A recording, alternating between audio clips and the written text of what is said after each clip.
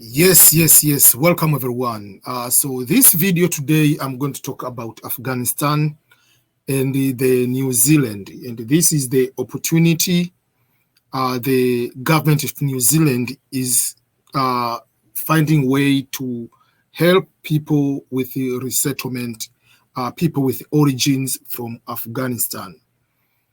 Before going into this particular program from the New Zealand government, I wanted to share some few things. Number one, my degree program, for those who know me, I studied peace and justice studies, conflict resolution. So I have a background in those particular area.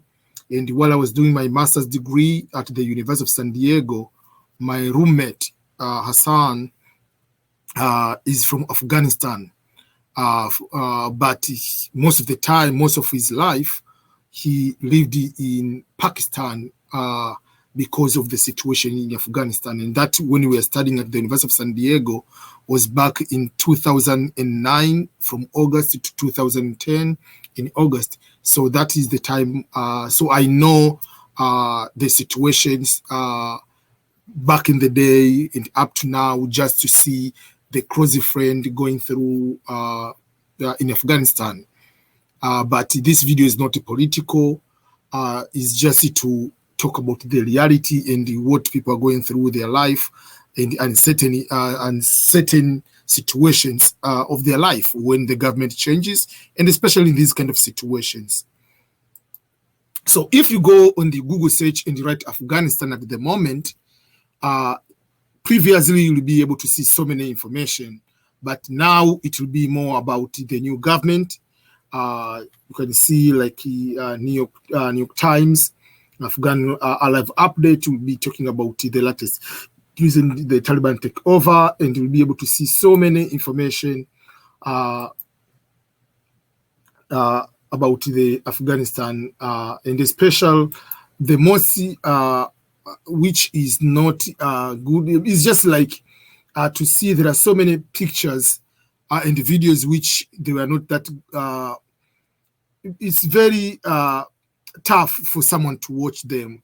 This was when the U.S. force, the plane was about to leave. You see people in that one. There are some of the videos we cannot show them. You will see some people were trying to climb, and the plane was on the air, and some people had the difficulties. Some they fell, I believe. I hope they might be safe, but based on that distance, it will become very, very difficult for some people to be able to survive. So those are the few things I want to mention on that particular situation. So let's talk about this eligibility, and I will go also to talk about the situation for people from Afghanistan with the green card lottery who have been waiting because the embassy now we cannot be able to operate. So I'll be able to mix all those kind of things, because there are so many winners from Afghanistan for the DV lottery, and what will it be when it comes for also for the people who are trying to apply for asylum in the US and the other countries. Okay, so welcome everyone. This is Ernest EBM, and today not that much excited. My energy, as you know me, as because of the nature of the topic itself and how it is so painful for any person to see the life of others is going to be shattered because of what's going on. So the New Zealand have the new program, and this program is specifically to help people from Afghanistan, but you have to see who qualifies for this particular program. So this was posted by the National Center for Peace and Conflict Studies University in New Zealand. I know that university because I had some program with them one time, about peace and justice or conflict resolution in general. So they say there is eligibility for Afghan nationals to be considered for the resettlement in New Zealand. So, and there is a website from the government of New Zealand. But before we go to that particular website, I want people to understand, what does the resettlement mean? This is a different way from just going to another country as a refugee. So let me go to the United Nations, and I'm going to read the concept, the definition of resettlement, so that you can be all on the same page. So resettlement, this is the resettlement. The meaning of the resettlement. Resettlement is the transfer of refugees from an asylum country to another state, and that state that they have been able to agree to admit them and ultimately grant them permanent residence. So that is resettlement. So it's just, in another way, is the whole process of the selection and the transfer of refugees to be given the protection to a third state, which is going to be from refugee to become permanent resident. So that is overall the resettlement process. And here they show one of the lady, Asma was just 21 years old when she fled Syria, pregnant with her second child, seeking refugee in Jordan. So first of all, she went to become refugee in Jordan. She decided that education would offer her and her family the best route to independence. In 2019, so then she and her family got accepted to the resettlement in the UK, United Kingdom. After finishing my degree, I wanted to. So the point is, she left Syria, she went to Jordan, she was a refugee there, she continued with her life until 2019 when she got accepted to the resettlement. So resettlement is a process. So it's not just you just go there and become you get into the resettlement. So according to the UN, if you go to the UN database again, if you want to find how many people the resettlement have been, there are so many data, like which country has accepted how many refugees from which countries for the resettlement. So for instance, I'm giving example, if I might give example. So for instance, people who were became permanent resident, and some become naturalized citizen. For instance, in 2018, over 27 countries around the world accepted over 55,700 refugees for resettlement. So, for instance, the United States alone accepted 17,100. Canada accepted 7,700. United Kingdom, where Asma was accepted, they accepted 5,700. France 5,100. Sweden almost 5,000, was 4,900. So if you look all these countries, they have been able to support resettlement of the refugees into those particular countries.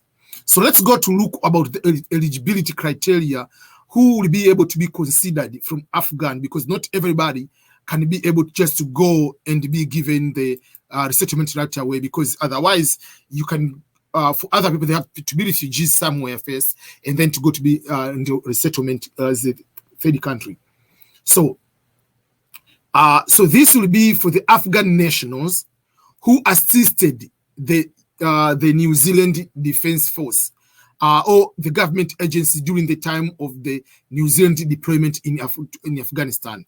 Remember, when there was different countries went to Afghanistan, New Zealand was one among the countries.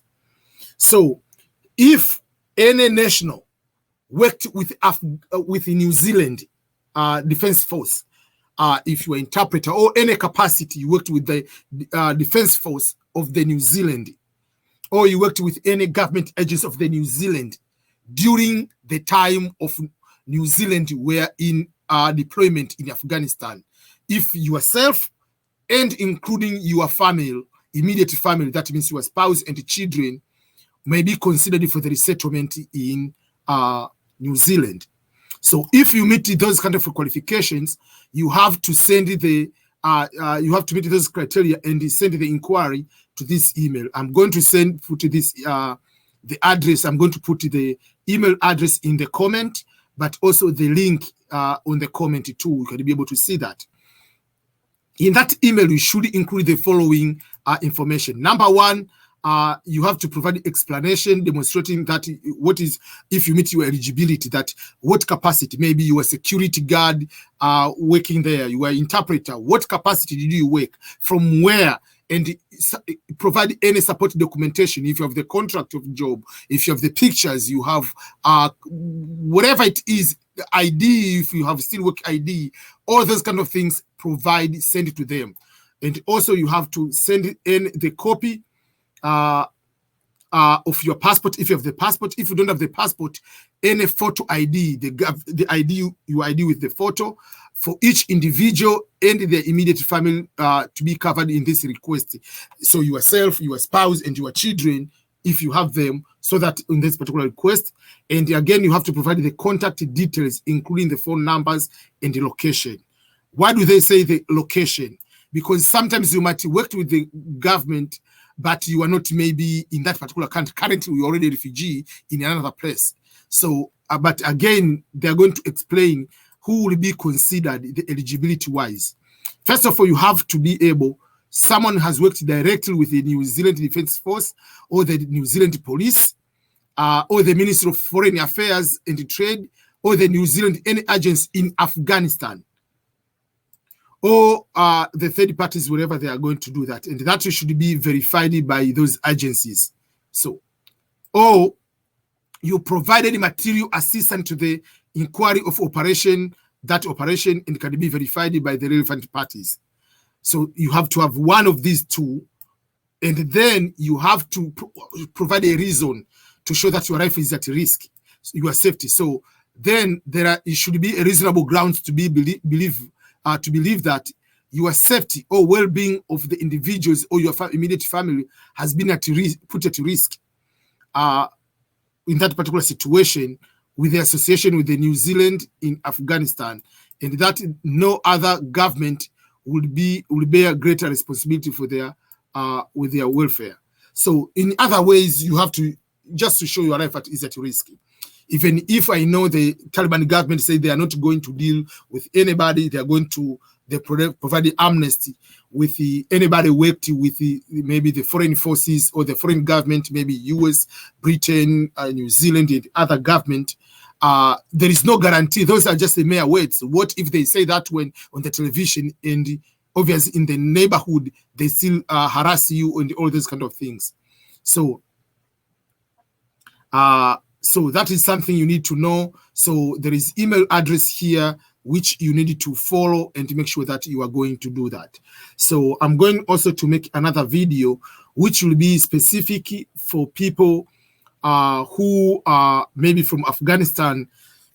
Possible they have been in the situation they are maybe applying for asylum in other countries, but how does this one is going to affect people who have been waiting for the interviews for the diversity visa lottery? Should you go and change the visa location and find a way to get out of the country if you are the DV lottery winner? So all those kind of things I'll be able to talk in another video. But in this video, I want to say each and everyone to continue to put in your thoughts and the prayers to all people in Afghanistan for what they are going through in their country, and let's pray for them for their safety and their well-being. So thank you so much, each and everyone. Don't forget to subscribe to my YouTube channel. Goodbye, everyone.